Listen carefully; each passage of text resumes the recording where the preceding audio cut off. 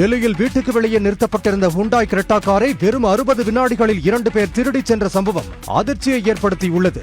டெல்லியில் உள்ள சாப்தர்ஜங் என்கிளேவ் என்ற இடத்தில் ரிஷப் சௌஹான் என்பவர் இரவில் தனது வீட்டுக்கு முன்பு உயர் பாதுகாப்பு அம்சங்கள் அடங்கிய ஹுண்டாய் கிரெட்டா காரை நிறுத்தியிருந்தார். அப்போது மற்றொரு காரில் வந்த 2 திருடர்களில் ஒருவர் முதலில் காரின் ஜன்னல் கண்ணாடியை லாவகமாக உடைத்துவிட்டு செல்கிறார். பின்னர் மீண்டும் வந்து சில நொடிகளில் அந்த காரை ஹேக் செய்து திருடிக் கொண்டு மின்னல் வேகத்தில் சிட்டாய் பறக்கிறார்.